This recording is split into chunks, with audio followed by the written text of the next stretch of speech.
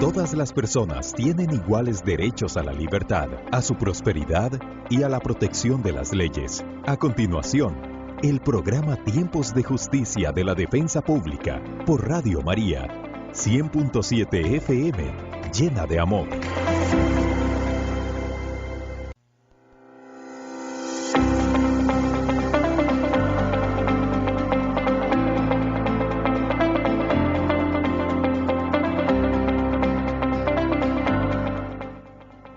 Hola, ¿cómo están? Un gusto saludarlos. Les habla el periodista Jaime Sioja Segura de la Defensa Pública del Poder Judicial.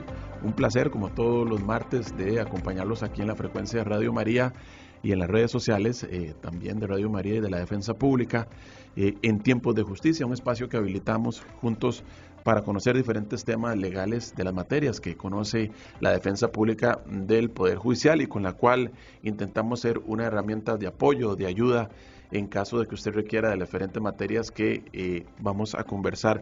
La semana anterior, cuando invitamos a don Tomás Poblador, el defensor público, que hablamos sobre los procesos de revisión, algunas personas nos llamaron especialmente haciendo inquietudes o consultas sobre el tema de ejecución de la pena, ¿verdad? ¿Qué se requiere? ¿Cuáles son los procesos para cambiar de medidas? Este tipo de consultas nos las hicieron la semana anterior. Por eso hoy invitamos, aquí vamos a presentarlo de una vez a don Héctor Sánchez Ureña, quien es defensor público.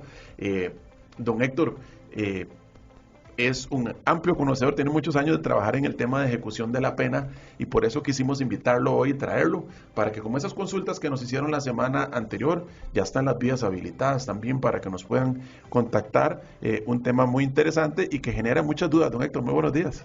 Muy buenos días, don Jaime, y muy buenos días a todas las personas que nos favorecen con su compañía y al personal de Radio María que tan amablemente nos abre las puertas.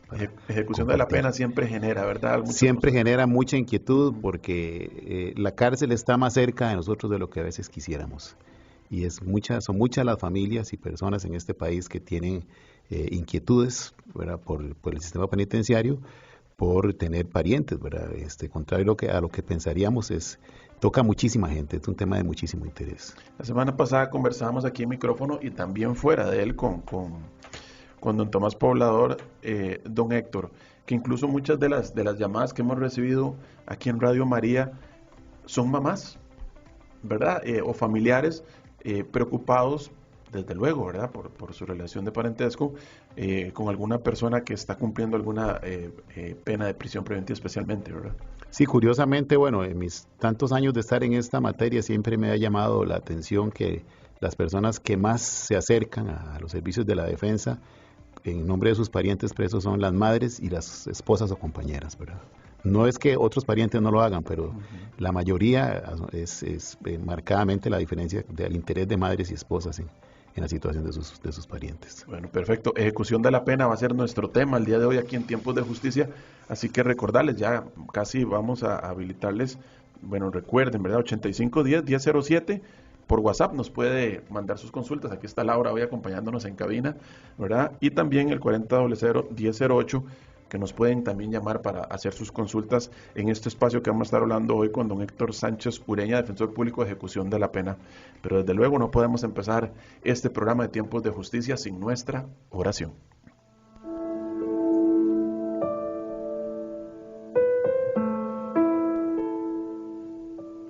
Gracias, Señor, por este nuevo día que nos encontramos con salud, que podemos disfrutar de tus maravillas, de las maravillas que nos da este mundo.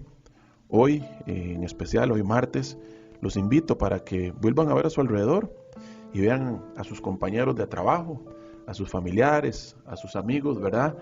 Y deseenles un buen día, ¿verdad? Que todos sus deseos, los anhelos de su corazón y también los momentos que puedan estar enfrentando cada uno de ellos, nosotros sin saberlo, que el Señor los ayude a ir por un buen camino. También hoy, escuchando la lectura de Lucas, de hoy martes, bien el Señor hace un llamado a que como somos hacia afuera, también lo tengamos en nuestro interior de cada ser humano, ¿verdad? Que lo que practiquemos también nos lleve a ser mejores personas hacia los demás en estos tiempos tan difíciles que nos enfrentamos. Quiero cerrar con una imagen que me mandaron hoy por WhatsApp que dice lo siguiente: para tener paz en el corazón se necesita una sola cosa: tomarte de la mano, tomar la mano de Dios en cada amanecer y nunca soltarla. Que tengan un hermoso día. Continuamos con Tiempos de Justicia.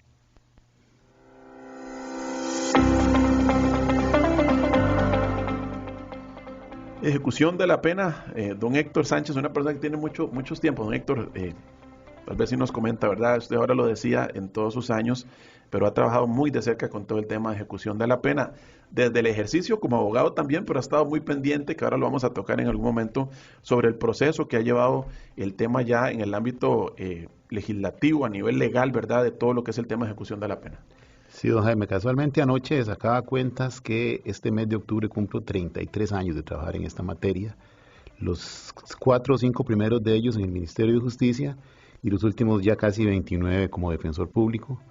Trabajé 20 años en Alajuela, que es el circuito judicial más complicado que hay en el país para esta materia, porque Alajuela tiene las cárceles más grandes y más pobladas de nuestro sistema.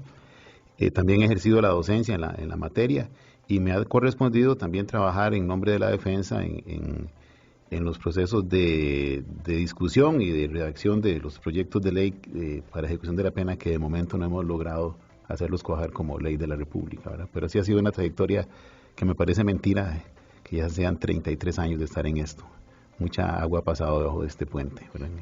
Bueno, y para hacer referencia, don Héctor, y para todos los amigos que nos escuchen y nos ven a través de las redes sociales, bueno, ejecución de la pena, la misma palabra lo dice, ¿verdad, don Héctor? A nivel muy general, ¿cómo podríamos definirlo? La ejecución de la pena es la última etapa del proceso penal y tal vez la más olvidada desde el punto de vista normativo, institucional e incluso en lo académico. Se trata de ejecutar la sentencia en aquellos casos donde en un proceso penal deriva en una condena, que no necesariamente es una pena de prisión, que es como lo primero que se nos viene a la mente, sino que en nuestro sistema, en nuestra normativa, existen otras alternativas de sanción, como son, por ejemplo, el arresto domiciliario comunitario electrónico, las penas de trabajo de interés público, que son penas que están restringidas para casos muy específicos con respecto a los montos de la pena impuesta, ¿verdad? Pero obviamente el grueso de la población que atendemos es la población que está privada de libertad, que por cierto al día de hoy ya está rozando los 20.000, las 20.000 personas, que es una sobrepoblación escandalosamente preocupante. ¿Cómo se maneja la ejecución de la pena? Porque usted bien lo decía, estamos carentes de una ley que ahorita vamos a actualizarlos porque nos dimos a la tarea de preguntar qué ha pasado con el proyecto de ejecución de la pena, pero actualmente ¿cómo está el tema, don Héctor? Bueno, aunque no haya una ley específica, eso no significa que no exista una normativa, porque aparte de la escasa normativa propia que tenemos en este momento, Costa Rica tiene como parte de su ordenamiento una gran cantidad de instrumentos de derechos humanos que están directamente vinculados con el quehacer penitenciario y que han sido miles de veces invocados y aplicados, por ejemplo, por la Sala Constitucional, por los juzgados de ejecución de la pena. El sistema penitenciario nuestro lo administra el Ministerio de Justicia mediante la Dirección General de Adaptación Social, ¿verdad? Es una función meramente administrativa, la ejecución de la pena. Pero el control jurisdiccional le corresponde a los juzgados de ejecución de la pena, que tenemos 8 en el país: Alajuela, Liberia, Punta Arenas, Limón, Pocosí, Cartago, San José y Pérez Celedón. Cada uno de ellos está a cargo de las cárceles que estén en su territorio, ¿verdad? Así como de la atención de aquellas personas sentenciadas que están en otra modalidades abiertas, ¿verdad?, que estén descontando alguna pena. Ese es básicamente el esquema, ¿verdad? Obviamente sí extrañamos mucho una ley de ejecución para llenar muchos vacíos, ¿verdad?, pero no perdemos la esperanza, ¿verdad?, con esa noticia que nos has dado. ¿Cómo qué tipo de vacíos? Por ejemplo, a veces hay mucha discusión entre cuáles son los límites del control jurisdiccional frente a las potestades de la administración, ¿verdad? En este momento tenemos claro, sobre todo por jurisprudencia de la Sala Constitucional, que un juez de ejecución no puede ordenar la ubicación en un centro X, por ejemplo, de una persona. Eso es competencia exclusiva del sistema penitenciario. Eso debería estar claramente definido en la ley, por ejemplo. También tenemos problemas con respecto al control de los jueces en cuanto a los beneficios que otorga la administración, porque hay dos tipos de beneficios, unos que son judiciales y otros que son de la administración.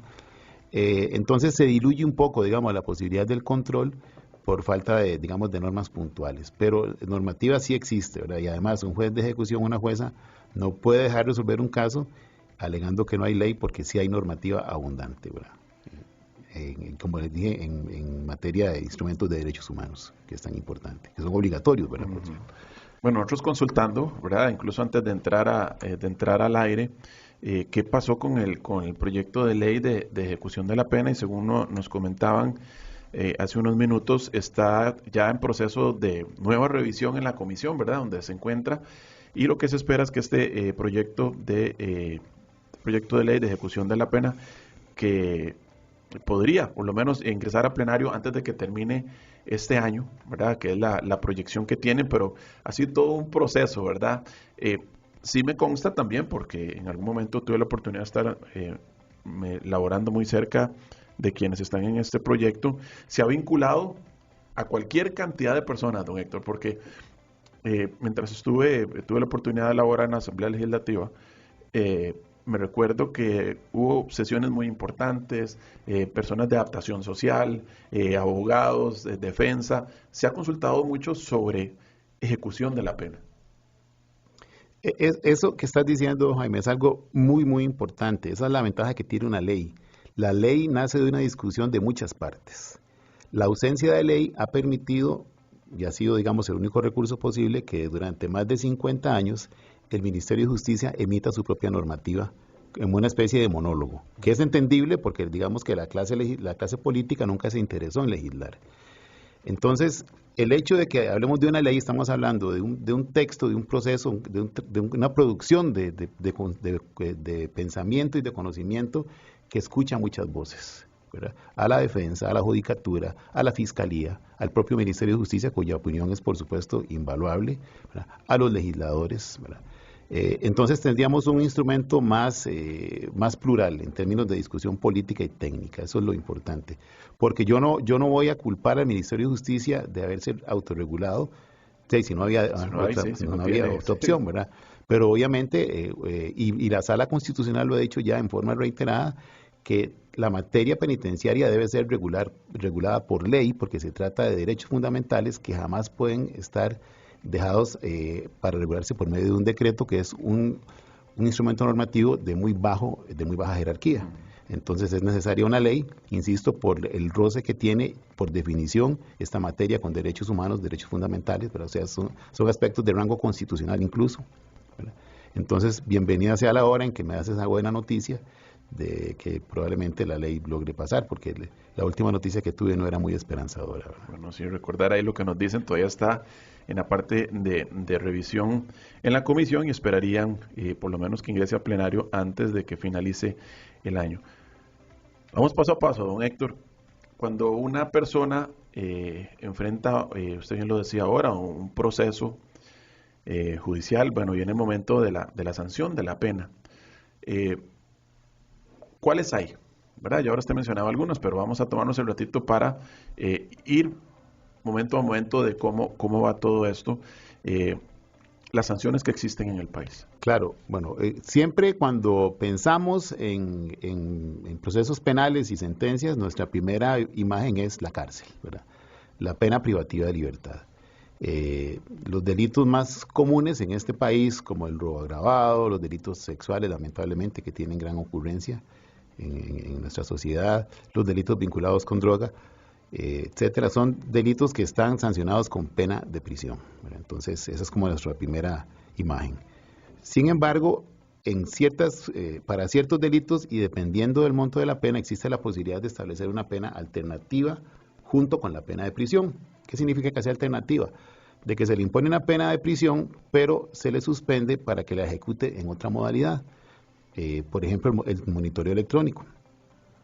Que el monitoreo electrónico estaba establecido para penas de menos de 6 años para ciertos tipos de delitos. Lamentablemente, a raíz de una idea sin sustento empírico, es decir, sin demostración en la realidad, para que el público pueda entendernos, se rebajó a 4 años. ¿verdad? Una pena que estaba funcionando bastante bien, ¿verdad? Porque la gente estaba cumpliendo con esta posibilidad. Luego están las penas alternativas tipo cumplimiento de instrucciones, por ejemplo, que una persona se someta a un tratamiento psicológico, que se comprometa a estudiar, a sacar un oficio, o los trabajos de interés público, ¿verdad? Que es trabajar para instituciones como asilos de personas adultas mayores, escuelas, iglesias, etcétera, que le permiten a la persona asumir su responsabilidad por el delito, ¿verdad? Pero sin implicar la carga que es el hecho de una persona presa. Una persona presa le cuesta al Estado cerca de $60 diarios, $1,800 al mes, y no está produciendo nada. En cambio tenemos a una persona que está siguiendo con su vida y que está haciendo algo por devolverle a la sociedad el daño que generó con su conducta. Las penas alternativas son una gran opción en un sistema de justicia penal en un país democrático, porque está más que claro que decidirnos solo por la cárcel nunca trae nada bueno. Ahora hace 30 y tantos años, 32 años, Costa Rica subió la pena de prisión máxima de 25 a 50 años, y la promesa del legislador que lideró esta iniciativa era que con esa reforma se terminaba la delincuencia en Costa Rica. Y vean por dónde andamos. Hemos convertido las cárceles en verdaderos infiernos, y es casi imposible que las personas que trabajan en el sistema penitenciario puedan atender la demanda de aquellos servicios que deberían darse en la prisión para cumplir los objetivos de la reinserción social, porque en este momento la gente no tiene ni dónde dormir. Entonces mucho menos va a poder los profesionales, las profesionales, dar los servicios de atención profesional que se requiere, ¿verdad?, ante la increíble cantidad de personas presas que tenemos ahora. Eso estamos hablando de las penas que impone un tribunal, ¿verdad? Porque ya más adelante podemos hablar de qué ocurre durante la ejecución de la pena de prisión, ¿verdad?, una vez que la persona ya está dentro de la cárcel. Es muy difícil, y sé que los casos son variados y obviamente son todos muy distintos, pero haciendo referencia a la que imponen los jueces, ¿qué se valora mucho, don Héctor? Aparte del delito, ¿verdad?, que obviamente es lo primordial. El artículo 71 del Código Penal establece los parámetros que debe tomar en cuenta un tribunal de juicio a la hora de imponer una pena, la que sea, ¿verdad? Porque toda pena al imponerse tiene necesariamente que pasar por un razonamiento que la justifique. Obviamente hay penas que por su monto no permiten nada más que la pena de prisión, ¿verdad? Y también tiene que ver si la persona es o no primaria o reincidente, ¿verdad? Pero el ejercicio más interesante me parece que tiene que ver con aquellas posibilidades de las personas a quien se les da, se le abre la puerta para no ir a la cárcel, que sería como lo más esperanzador, ¿verdad? Que una persona no entre a un sistema tan deteriorante. Dependiendo del tipo de delito y el monto de la condena, es posible otorgar, por ejemplo, esta pena de monitoreo electrónico, que no puede ser ahora para penas de más de 4 años, como dije, ¿verdad?, que la persona sea primaria. Excluye delitos de violencia sexual contra personas menores de edad, delitos de crimen organizado, ¿verdad? Por ejemplo, a veces en redes sociales se dicen cosas que no son ciertas, como que una persona por un homicidio se va a ir con una tobillera. Una persona con un homicidio doloso, el monto de pena no permite una tobillera, ¿verdad?, por ejemplo. Entonces hay muchos delitos que están por definición excluidos. En principio, ¿verdad?, el monto de la pena es el parámetro más importante, y el tipo de delito, ¿verdad?, que está en el artículo 57 bis. Luego también en las penas de menos de 3 años es posible imponer penas alternativas. Son muy comunes, por ejemplo, en materia de conducción temeraria. Estamos hablando de la gente que es sorprendida manejando vehículos bajo los efectos del alcohol o de las drogas, si no son reincidentes, ¿verdad? También en delitos que tienen que ver con violencia contra la mujer, sobre todo en el quebrantamiento de medidas de protección. Hay muchas personas.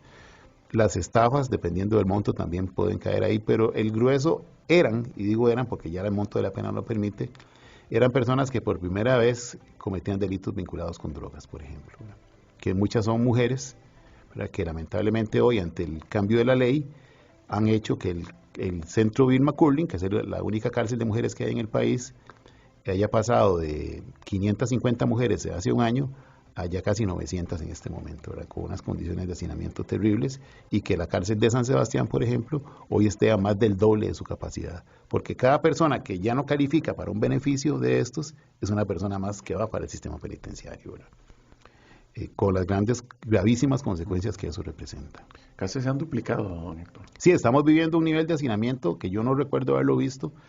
La última vez que Costa Rica tuvo hacinamiento cero fue en el 2007. De ahí en adelante hemos tenido picos más o menos graves, pero en este momento, según el dato que vi ayer, estamos rozando las 20.000 personas, cuando la capacidad real del sistema penitenciario debe andar por cerca de las 12.000. Entonces, eso implica problemas para dormir, para lavarse los dientes, para ir al baño, para lo que sea, ¿verdad? Y obviamente eso aumenta los episodios de violencia, porque la convivencia se vuelve muy difícil, ¿verdad? Eso ha sido todo un tema de conversación, especialmente en los últimos años, ¿verdad? Porque aunque estén privados de libertad, las personas tienen derechos. Por supuesto. ¿Verdad? Y en este caso también lo tomo mucho en el tema de legal, que lo vemos nosotros en la defensa pública, ¿verdad? Que todos tenemos derecho a una representación legal, que es lo que trabajamos mucho en la defensa pública. ¿Qué viene después de la sanción, don Héctor? Bueno, si estamos hablando de la pena de prisión, tenemos dos escenarios posibles. Que la persona ya esté en la cárcel porque estaba con una prisión preventiva, ¿verdad? Entonces ahí lo que corresponde es el cambio de categoría y la ubicación en un centro o en un espacio que sea para personas sentenciadas. Por ejemplo, si está en San Sebastián, el centro muy rápidamente lo direcciona a alguno de los centros que hay en el resto del país, ¿verdad? Y si la persona estaba en libertad y la sentencia quedó firme, no queda más que entregarse o la captura, ¿verdad?, para ingresar al sistema. Cuando ya ocurre en estas dos posibilidades, independientemente del origen, ya sea prisión preventiva o la libertad, la persona al ingresar al centro penal debe recibir una primera valoración donde se analizan, obviamente, el delito, sus condiciones personales, familiares y sobre todo se define cuál es el proceso de atención profesional que debe recibir esta persona, si requiere atención en psicología, pero por ejemplo, si es una persona que está por un delito de violencia sexual o por una violencia intrafamiliar, homicidios, etcétera. Entonces, el sistema penitenciario nuestro desde hace muchos años diseñó y ha ido adecuando planes de atención definidos por tipos de delitos. Eso es lo que decía yo antes, que está ahora en una etapa crítica, porque es demasiada la población y muy poco el personal para poder dar esta cobertura. Entonces, esta cobertura es indispensable porque se supone que este periodo de encierro tiene que servir casualmente para eso, para que la persona con la participación o con el apoyo profesional entienda las circunstancias de su vida que lo llevaron a cometer el delito, para que cuando le corresponda estar en libertad, ya sea por un beneficio, porque termine su condena, tenga la capacidad de enfrentar la vida sin incurrir nuevamente en delitos. Ese es el ideal de la sanción penal. Pero cuando tenemos un sistema penitenciario que no tiene posibilidades materiales de atender esa demanda, la cárcel se limita a ser una nueva escuela de delincuencia. Pero entonces, quien entró por un simple hurto o un robo simple, por ejemplo, probablemente adentro aprenderá otras conductas que lo llevarán a cometer delitos mucho más graves, ¿verdad? Porque la violencia impera en estos espacios, ¿verdad? Entonces, ese es, digamos, el escenario. Luego la persona, dependiendo del monto de condena, va a ser valorada una vez al año o cada 2 años, entre otras cosas, para hacer ajustes a este plan de atención y eventualmente, no obligatoriamente, se le recomiende para un programa más abierto, ¿verdad?, dentro de lo penitenciario, que es una opción que en los últimos años se ha cerrado prácticamente. Me enteré ayer que en este momento el sistema, el de los centros de confianza, que es los semi-institucionales, tienen su ocupación más baja de todos los últimos 30 años. ¿Verdad? Anda por los 1.300 personas, cuando en otras épocas hablamos de 5.000. Y siempre ha sido una válvula de escape muy importante de los centros cerrados, la migración de personas debidamente recomendadas y técnicamente justificada su salida hacia un beneficio donde continúan descontando su condena, no están en libertad. ¿Verdad? Tienen que presentarse ante un equipo técnico, tienen distintas modalidades, etcétera, ¿verdad? Y eventualmente, si la persona no funciona, vuelve a prisión, ¿verdad? Entonces, los beneficios no significan la pérdida de control, ni que se haya terminado la condena, ni que la persona esté en libertad. Porque si lo vemos objetivamente, don Héctor, tarde o temprano, obviamente por el tema de edad, el tema de la sanción, pero menos que es un porcentaje considerable de personas que están en prisión, por decirlo de alguna forma, y que van a volver, ¿verdad? O sea, no van a estar ahí toda su vida, no es perpetua la prisión. Correcto. ¿Verdad? Entonces, hay que trabajar en eso, porque es un alto, creo que porcentaje de que van a cumplir su pena. Sí, porque digamos el perfil etario de nuestros presos hace que el grueso de la población ande entre los 20 y los 30 años, ¿verdad? Entonces en algún momento volverán a la vida en libertad. Pero también hay una cuestión preocupante. Costa Rica es un país muy envejecido y eso se refleja también en la cárcel. Entonces tenemos gente de edad media, está por encima de los 40 años, muchos con penas muy altas de más de 30 años. Entonces son personas que es casi un hecho que morirán en prisión, lamentablemente. Y eso impacta muchísimo, por ejemplo, la atención a la salud. Por ejemplo, los hombres después de los 50 años nos volvemos pacientes de urología, ¿verdad? La posibilidad de atención urológica en una cárcel es mínima porque si nos cuesta estando afuera, los servicios de la caja, mucho más dentro de prisión, ¿verdad? Entonces, las posibilidades de tener problemas de la próstata, etcétera, que son típicos, digamos, de la edad, la diabetes, la hipertensión, todas las enfermedades crónicas que están vinculadas al envejecimiento y a los estilos de vida y a la atención que significa estar preso, hacen que la atención a la salud sea muy complicada. Entonces tenemos una población que se está llenando de gente grande, ¿verdad?, en términos de edad, sin posibilidades de atención. Y luego mucha gente muy joven que lamentablemente va a terminar su condena solamente estando en prisión, sin haber tenido la posibilidad de acceder a esos procesos de atención profesional que le hubieran, digamos, facilitado su proceso de reinserción social, que es el objetivo, único objetivo válido de la prisión. De hecho, ahora, lamentablemente, el único discurso que se ve en redes sociales es de la venganza. Pero normativamente hablando, el compromiso nuestro, desde todo punto de vista, es el de la reinserción social y el respeto de los derechos humanos, ¿verdad? El día que eso cambie, hablaremos en otros términos, pero de momento, todos nuestros compromisos normativos a nivel internacional y nacional están establecidos en términos del respeto a la dignidad humana, la búsqueda de la reinserción social y sobre todo el respeto de los derechos fundamentales de las personas privadas de libertad, que el único derecho que han perdido es el de la libertad ambulatoria, ¿verdad?, no otro. Entonces, cualquier discurso que apunte en otro sentido le está dando la espalda al marco normativo que tenemos, ¿verdad? Perfecto. Conversamos esta mañana aquí en Tiempos de Justicia con don Héctor Sánchez Ureña, quien es defensor público en tema de ejecución de la pena. Recuerden que las vías están habilitadas, 8510-1007, nos pueden mandar un mensaje por WhatsApp, alguna consulta que tengan, y también al 4000-1008, aprovechando la visita hoy de nuestro compañero defensor público Héctor Sánchez, para que ustedes, si tienen alguna consulta, la puedan hacer. Ya tenemos consultas. Adelante. Buenos días, licenciado Manuel Miranda. Licenciado, una consulta. ¿Qué pasa, digamos, con las personas que matan, por ejemplo, que van en estado de ebriedad, muy alto su ebriedad, y matan a una persona joven, muchacho joven? ¿Qué pasa en ese caso con esas personas? Que es un delito culposo, porque en realidad manejan estado de ebriedad muy fuerte y matan inocente invadiendo totalmente el carril. En ese caso, ¿cómo se aplica la ley? ¿Qué se dice? Bueno, el delito de homicidio culposo está debidamente tipificado, ¿verdad? No solo incluye los accidentes de tránsito, sino muchas otras formas, ¿verdad? Pero lamentablemente en nuestro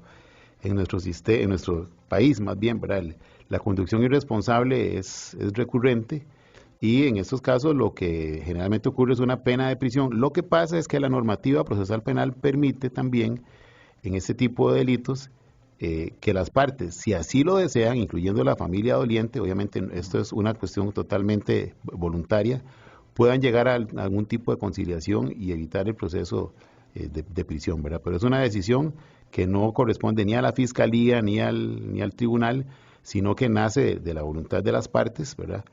Que es entendible porque muchas veces las familias prefieren no pasar por el doloroso proceso de ir a un juicio a escuchar cómo murió su hermano, su papá, su hijo, ¿verdad?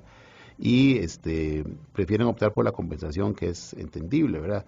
Esto, obviamente, como le digo, depende de la voluntad de la familia doliente si quiere aceptarlo, ¿verdad? Y si no, el asunto va a juicio y dependiendo del monto de la condena, la persona irá inevitablemente a prisión, ¿verdad? Pero también es posible que tenga acceso a una pena alternativa, ¿verdad?, sujeto a muchos controles. Pero sí es una conducta muy preocupante que no la resuelve, por cierto, le digo, la prisión, ¿verdad? Lamentablemente es una cuestión de formación, de educación, ¿verdad? La gente cuando está en esos estados, lo último que está pensando es primero en que va a cometer un accidente y mucho menos que va a ir a la cárcel, ¿verdad?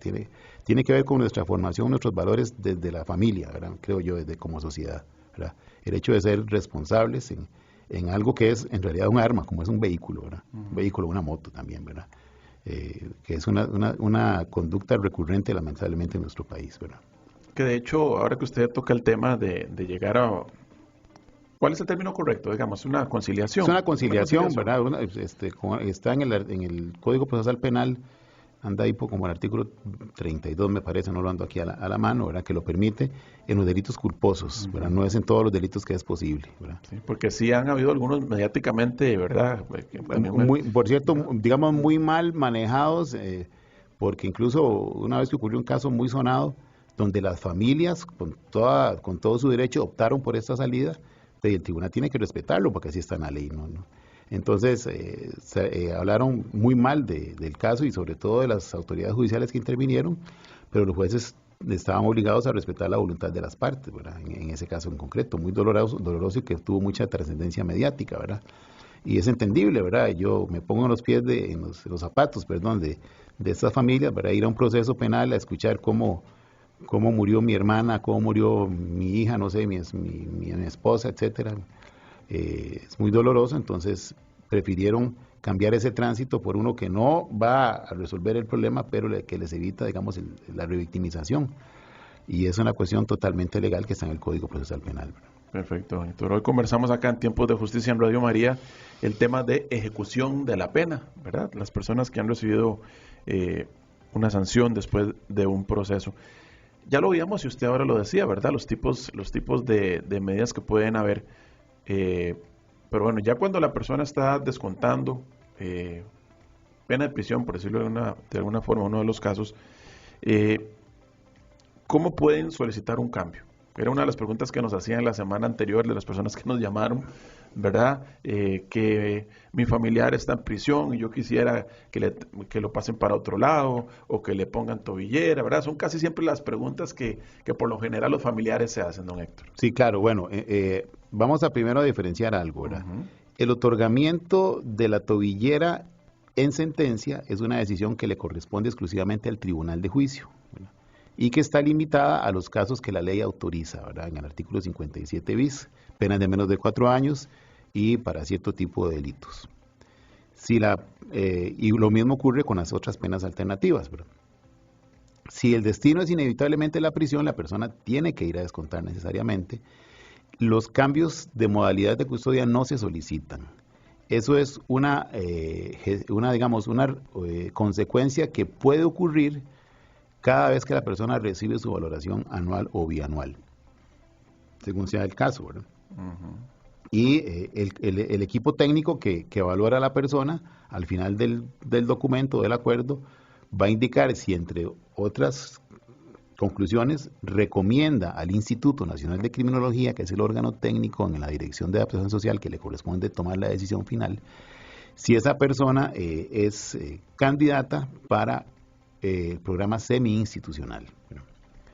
Eso, como les digo, no se peticiona, eso es una decisión que nace de las valoraciones y que puede no ocurrir, ¿verdad? Si el equipo técnico considera que la persona no está preparada, que no tiene condiciones, hay muchas personas, contrario a lo que cree, digamos, la opinión pública, muchas personas que nunca logran un beneficio, muchísimas, ¿verdad? Por las razones que sea, ¿verdad? Luego, si la persona lo que pretende es que lo cambien de centro penal, qué sé yo, que está en la cárcel de la Marina de San Carlos, pero su familia es de Pérez Celedón, esa decisión también es exclusiva del sistema penitenciario, ¿verdad? Ahí no hay intervención judicial. En ninguna de estas dos situaciones que hablé existe intervención judicial. ¿Cuándo puede intervenir un juez de ejecución, una jueza de ejecución? Cuando la persona, dependiendo del tipo de delito, cumple la mitad de la condena o los 2/3, insisto, porque hubo una modificación legal el año pasado. Entonces la persona puede solicitar, si es primaria en sentencias, el beneficio de la libertad condicional, ¿verdad? Pero la solicitud es eso, una solicitud. Le corresponde al juez o jueza ordenar los estudios al centro respectivo y luego en una audiencia oral, donde va a estar la fiscalía, la defensa y la persona interesada, decidir si esa persona merece o no ese beneficio. Y esa decisión que tome el juez tampoco es definitiva, porque la parte que no esté de acuerdo con ello puede apelarla ante el tribunal de juicio del caso. Por ejemplo, si el juzgado de ejecución le otorga la libertad condicional a la persona y la fiscalía no está de acuerdo, la Fiscalía puede perfectamente apelar y habría que esperar a que el Tribunal de Juicio resuelva, o viceversa, ahora que no se otorgue y sea la defensa. Ese es, digamos, el espacio judicial. Luego tenemos una que ha generado mucha confusión, que es la solicitud de la tobillera electrónica para quienes ya están descontando y a quienes su caso no les daba para pedirlo en sentencia. Estos casos son muy restringidos, muy excepcionales, y están relacionados casi con cuestiones ya muy graves de situaciones de salud, por ejemplo, o de dependencia de terceros, que casi nunca se logra coronar exitosamente. De hecho, son muy pocas las personas, creo que no deben ser más de 30 en todo el país que lo han logrado, pero estamos hablando de casos muy excepcionales. No es un beneficio como la libertad condicional, no es para salir a trabajar ni ese tipo de cosas, no. Es muy excepcional y los juzgados tienen muchas solicitudes de estas que desde el principio uno nota que no tienen ningún fundamento. Perfecto. ¿Tenemos otra consulta? Claro que sí, por acá nos dicen, buenas, mi nieto está en prisión hace ya 5 años. Él durante este tiempo se ha destacado por tener muy buena conducta dentro de la cárcel. ¿Habrá alguna manera de hacer la apelación? Gracias por estos temas tan importantes. Yo me considero un poco ignorante en el tema, ya que de esto no sé mucho, pero estos programas me sirven muchísimo. Y también por acá saludamos a doña Ceci Márquez, que nos escucha desde México. Perfecto. Esa es la intención, claro, doctor, ¿verdad? Y Laura, que estamos en este espacio semana a semana para que aprendamos, todos aprendemos, hasta yo aprendo mucho de mis compañeros defensores públicos, decirles, y nuestra intención con estos temas que traemos a la radio es precisamente para eso. Nieto de 5 años, buena conducta. Bueno, un saludo, un abrazo a doña Cecilia, el mismo nombre de mi querida madre, en México, un país al que tengo altísima estima. Casualmente me ha tocado atender varias veces inquietudes de familiares de personas mexicanas presas, ¿verdad? Y, sobre todo porque la señora dice que es ignorante en la materia, pues le voy a decir, todos somos ignorantes en tantas cosas, pero en este campo específico del derecho es tan reducido el acceso que en realidad incluso por lo general entre los profesionales en derecho no hay un gran conocimiento. Y casualmente los casos que me ha tocado atender de gente de México son personas que han caído o en malos consejos por ignorancia o por mala intención, ¿verdad? Para sacarles plata de situaciones que aquí no son posibles, ¿verdad?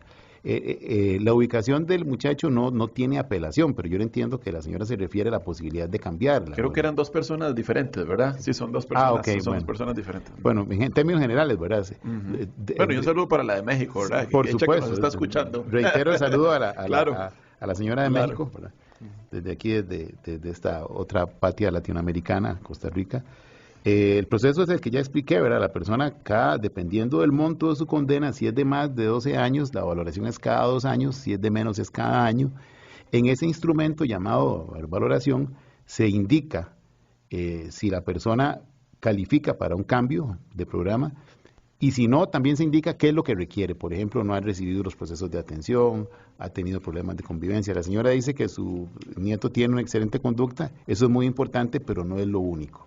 O sea, nadie sale de la cárcel por buena conducta, como se dice falsamente en las redes. Eso es uno de los tantos elementos. Se requiere tener un plan de egreso sólido y viable, o sea, es decir, domicilio y trabajo, y sobre todo que la persona haya superado positivamente los procesos de atención que se diseñaron para su caso concreto, que tiene que ver con el tipo de delito, su historia de vida, atender sus vulnerabilidades, por ejemplo, si la persona, su historia delictiva está vinculada al consumo de drogas, que haya llevado procesos de atención en materia de drogas, si es una cuestión propia de violencia también, que haya sido atendido en esa área, que como le digo, son en este momento situaciones que están siendo muy limitadas por el problema de la sobrepoblación. Entonces tal vez la persona aspira a que lo recomienden para un centro de confianza, pero tiene 2, 3 años de esperar que lo llamen a los procesos de atención, que eso es lo que la gente llama cursos, no es el nombre correcto, pero digamos para que nos entiendan, porque hay una fila de espera, como pasa en la caja, digamos, hay X cantidad de personas esperando el mismo proceso de atención para ver si califican para un beneficio, ¿verdad? Claro, para una respuesta más correcta, lo ideal es analizar el caso en concreto, ¿verdad? Que para eso tenemos defensa de ejecución de la pena. En estos 8 circuitos judiciales que mencioné, tenemos unidades de ejecución de la pena, somos 24 defensoras en todo el país, ¿verdad? Cada unidad ubicada voy a repetir los lugares porque me parece importante, claro. En Liberia, Punta Arenas, Liberia para toda la provincia de Guanacaste, Punta Arenas para el Pacífico Central, Alajuela para toda la provincia de Alajuela, Limón, que conoce parte de la provincia de Limón, que es Limón, me parece que Matina y Salamanca. Luego está el juzgado de Pocosí, que conoce Siquirres y Pocosí, el juzgado de Cartago, que le corresponde toda la provincia de Cartago y la zona de Los Santos, y el juzgado de Pérez Celedón, que tiene a su cargo Pérez Celedón y toda la zona sur. Cuando hablo de zonas, que tal vez la gente dice, ¿cómo en Los Santos no hay cárcel? No, no hay cárcel, pero hay personas sentenciadas en modalidades abiertas que están bajo el seguimiento de un juzgado de ejecución, por ejemplo, con tobillera. Entonces, ese tipo de usuarios, dependiendo de dónde vivan, van a estar adscritos a un juzgado de ejecución y el país lo tiene. También otro detalle importante, Tarrazú, Dota y León Cortés son cantones de San José, pero toda la vida, por razones de distancia, han dependido administrativamente y judicialmente de Cartago. La gente de Dota nace en Cartago, ¿verdad? Entonces el Poder Judicial respeta mucho como esa dinámica de regionalización. Lo mismo ocurre con Pérez Celedón y la zona sur. La zona sur es de Punta Arenas, pero administrativamente siempre ha estado vinculada con Pérez Celedón, que es un cantón de San José. Entonces la población es atendida ahí. Don Héctor, escuchándolo y desde luego como ciudadano que somos, sobre este tema de ejecución de pena, hay muchos mitos. Usted lo ha mencionado en algunos momentos, ¿verdad? Yo no sé si tal vez por el mismo dolor que pueda tener la población o por querer sanciones, pero hay muchos mitos sobre claro, esto. Por ejemplo, que aquí las personas que cometen un delito, todas quedan en libertad. Bueno, una persona inicialmente está protegida por la presunción de inocencia, entonces para tomar una decisión de una prisión preventiva tiene que haber supuestos muy puntuales en prisión preventiva. Estamos hablando de 4.000 casos donde los jueces decidieron que esa persona espere su juicio dentro de prisión. Y tenemos, casi 4.000. Y tenemos entonces otras 15.000 descontando sentencias que no salieron de un sombrero de un mago, ¿verdad? Salieron de procesos. Es más, de hecho, te voy a decir, don Jaime, Costa Rica tiene la tercera tasa de encierro más alta de América Latina. Tenemos 351 personas privadas de libertad por cada 100.000 habitantes, que lo que nos pone en un vergonzoso tercer lugar a nivel latinoamericano. O sea, somos de los países que más encierra, contrario a lo que la gente piensa. Tenemos más gente presa que México, que Brasil, que Guatemala o que Honduras, que son países que tienen realidades más complejas que la nuestra, ¿verdad? Pero comparando los tamaños de las poblaciones, ¿verdad? Para que la gente entienda, tenemos más presos por habitante que Brasil. Imagínense ustedes compararnos con ese monstruo, ¿verdad?, de país. Entonces, hemos priorizado como sociedad por una política de encierro que no ha resuelto nada. Tenemos mucha gente presa. Y no es cierto que el que entra a la cárcel sale en un mes. No, jamás. Yo conozco personas que están presas desde que yo empecé a trabajar. Estamos hablando de 33 años, ¿verdad? Entonces, porque casualmente se reformó la ley en aquellos tiempos, ¿verdad? Entonces hubo personas que están descontando penas de 50 años y ahí están, 40 años y ahí están todavía encerrados, ¿verdad? Claro, esa valoración, ahora que nos ingresa a esa consulta, creo que es muy importante para esa valoración que se hace, usted decía los plazos ahora, de que la persona también aún estando en prisión se comporte, por decirlo de alguna forma. Claro. ¿Verdad? Y que se vea un cambio de esta persona. Esa es la intención, es decir, que ya que el encierro va a ser inevitable, por eso es que hay penas alternativas, porque hay gente que no requiere el encierro. Hay gente que tal vez el mismo impacto del proceso le genera un cambio positivo, ¿verdad? Y tal vez una reflexión, y el ir esas horas a pintar la escuelita o la iglesia, ¿verdad?, o a hacer la jardinería, le pone a pensar, mira, ¿por qué yo me puse a manejar borracho, ¿verdad?, por ejemplo? ¿Por qué cometí esa irresponsabilidad? ¿Por qué arriesgué a mi familia o a la persona víctima, etcétera, ¿verdad? Bueno, si hay víctima no habría esa posibilidad, me refiero en general. Es decir, que esa pena alternativa sirva como un espacio de crecimiento, ¿verdad? Y eso sería lo ideal, ¿verdad? Ya cuando es inevitable que vaya a prisión, bueno, entonces que el espacio en prisión, en principio, sirva también para algo positivo, y es para que la persona pueda, con el apoyo del equipo profesional, entender qué pasó en su vida. Por ejemplo, muchas conductas violentas nacen en nuestra infancia, entonces puede ser que mi violencia como adulto sea reflejo de una situación muy difícil vivida en mis primeros años de vida, ¿verdad? Eso es algo muy común en las historias de vida de las personas privadas de libertad. La violencia siempre genera violencia. Entonces, ¿qué pasó en mi vida? ¿Qué fue lo que me hizo que yo fuera tan violento que por un enojo decidiera matar a alguien, por ejemplo? O golpearlo de forma brutal, ¿verdad? ¿Por qué no tenía otras herramientas para resolver conflictos? Que eso obviamente no solo tiene que ver con la cárcel, tiene que ver con nuestra formación como ciudadanos, ¿verdad? desde la casa, desde la escuela. En eso es fundamental el papel de las iglesias, por ejemplo, también, ¿verdad? En la formación de valores cívicos. Don Héctor, hablemos de la función de ustedes, los defensores públicos en ejecución de la pena, ¿verdad? ¿Cuál es esa labor, viendo todo este amplio panorama que hablamos de por dónde anda la ley, claro, qué establece, ¿verdad? Lo que buscan las personas familiares o los mismos privados de libertad que ya estando cumpliendo las sentencias desean un cambio o han pensado diferente. ¿Cuál es esa labor de la defensa pública? Bueno, para empezar tenemos que todas nuestras unidades de ejecución de la pena, ¿verdad? Tienen roles de visita carcelaria, ¿verdad? Porque obviamente la prioridad son las personas que están en prisión. Entonces, por ejemplo, hoy martes es día de visita, hoy no la hice para poder atender este programa que pues, nos pareció muy importante, por supuesto. Pero cada unidad de ejecución entonces visita, según de acuerdo con un cronograma, los centros penales que tiene a cargo en su circuito judicial, ¿verdad? Para atender personas sentenciadas. Eso es muy importante. La ejecución de la pena solo atiende personas sentenciadas. Entonces, ahí se atienden las inquietudes. Básicamente las personas tienen muchas dudas que están vinculadas con estos mitos, ¿verdad? Del acceso a los beneficios, de que cuánto es el año carcelario, ese tipo de cosas, ¿verdad? ¿Qué pasó con mi sentencia? ¿Por qué a mí me condenaron? Etcétera. Y luego ya en eso lo atendemos, digamos, de forma general, cualquier defensor lo puede atender o defensora, pero ya cuando la persona requiere de una gestión judicial, ahí sí hacemos algo formal. Por ejemplo, la persona se queja de que tiene X padecimiento y que hace 2 meses no le llega el tratamiento médico, ¿verdad? Entonces presentamos un incidente de queja. O la persona alega que su condición de salud es incompatible con el encierro. Tuve hace poco un caso en esas condiciones, una señora con una condición de salud muy complicada y que durante los 3 o 4 años que estuvo en la cárcel de mujeres perdió N cantidad de citas con los especialistas por problemas de transporte del centro penal. Y el centro penal no podía darle ni siquiera la dieta que requería y con frecuencia pasaban 15 días, un mes sin que le llegara el tratamiento de las 6 enfermedades crónicas que padece.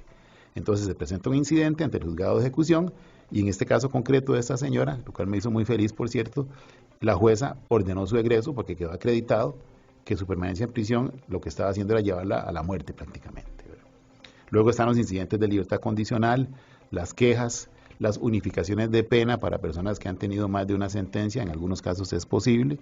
Entonces, en esos casos concretos nos apersonamos ya como profesionales en derecho, en cada caso, para ser el abogado o la abogada de esa persona en ese proceso, ¿verdad? Porque ese proceso también va a tener un fiscal o una fiscal y un juez o una jueza, ¿verdad?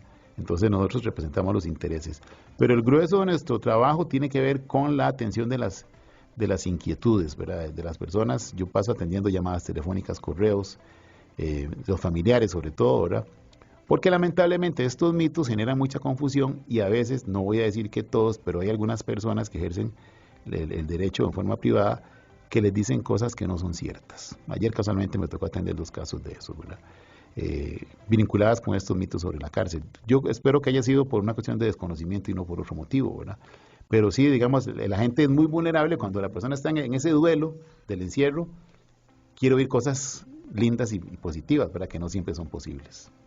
Perfecto. Y es importantísimo, ¿verdad? Como nos decía ahora la hermana que nos escribió y que nos decía, la intención es aprender, ¿verdad? Que todos aprendamos sobre este tema, sobre los procesos. Algo también muy claro, don Héctor, dentro de toda esta conversación que hemos tenido esta mañana, es que todo, pese a que la ley no está, pero todo tiene sus otras partes, tiene su proceso, todo tiene su debido valoración. No es que sale así porque yo deseo que esto cambie o porque yo lo pedí, ¿verdad? Correcto. Es un poco lo que también saco a conclusión de lo que usted nos ha conversado esta mañana. Claro, yo incluso sería muy feliz, por ejemplo, si en una próxima venida a este espacio, si me lo permiten, viniéramos a hablar de la ley de ejecución. Claro. ¿Verdad? Poder compartir con el público un poco como aterrizar cuáles son sus conceptos, porque sería maravilloso, porque somos uno de los pocos países de América Latina que no tiene ley de ejecución. Eso es vergonzoso, ¿verdad? En un país de un historial democrático como el nuestro, que no tengamos regulación legal, es muy preocupante. Y sería maravilloso que, independientemente incluso de que la ley nos guste o no, tiene que haber una ley, ¿verdad? Y nunca va a haber un producto que haga feliz a todo el mundo, ¿verdad? Pero al haber una ley vamos a tener reglas más claras y vamos a poder hablar con la gente con más propiedad, ¿verdad? También. Y yo sería muy feliz si me diera ese espacio de venir a estrenar eso. Espero que ocurra, ¿verdad? Para poder, insisto, compartir, ¿verdad? Yo creo que la defensa pública tiene una obligación también de información, y en mi caso me siento doblemente obligado porque soy graduado de una universidad pública, la Universidad de Costa Rica. Yo le debo mi formación al Estado costarricense. Nací en un hospital público, estudié en escuela pública, colegios públicos, entonces en mí está, digamos, esa deuda permanente que tengo con mi pueblo, y sería para mí una experiencia muy motivadora poder llegar aquí a hablar de una ley de ejecución de la pena. Don Héctor, nos gana el tiempo. Muchas gracias por habernos acompañado esta mañana. No, Jaime, gracias a Radio María, gracias a vos, al espacio, a la defensa, que me confió venir a representarla. Y siempre estamos, las defensas públicas están ubicadas en los edificios de los tribunales de los lugares que cité. Entonces, en el caso nuestro, pueden llamar al 2211-9800, que es la central telefónica. Y si el caso no nos corresponde, con todo gusto yo los derivaré a las compañeras mías también a la defensa pública que le corresponda. Estamos a la orden de nuestro Perfecto, pueblo. Héctor, muchísimas gracias. Y para cerrar, ahora lo que decía don Héctor de las visitas a los centros penitenciarios, el 24 de este mes de octubre, creo que es de este viernes en 8, si no ando muy perdido, creo que sí, hay un trabajo por compañeros defensores públicos que van a estar allá en la cárcel en la Marina, en San Carlos, en una feria de servicios también, y atendiendo a privados de libertad también, que tengan algunas consultas, así que por allá van a estar nuestros compañeros 24 de octubre en la zona norte en San Carlos. Nos gana el tiempo. Terminamos Tiempos de Justicia como todos los martes. Recuerden, 9 de la mañana aquí en Radio María, y también en las redes sociales de la Defensa Pública y de Radio María, para quien quiera volver a escuchar el programa. También en YouTube, ahí van a estar en los canales para quien tenga alguna duda y quiera repasar lo que hemos conversado esta mañana sobre ejecución de la pena aquí en Tiempos de Justicia. Muchas bendiciones para todos. Nos vemos y nos escuchamos la próxima semana. Muchas gracias. Gracias, don Héctor. Nadie tiene derecho a quitarnos la esperanza. Para quienes tenemos fe. Nadie tiene derecho a quitarnos la esperanza. Para quienes tenemos fe. La Defensa Pública presentó Tiempos de Justicia. Los esperamos la próxima semana por Radio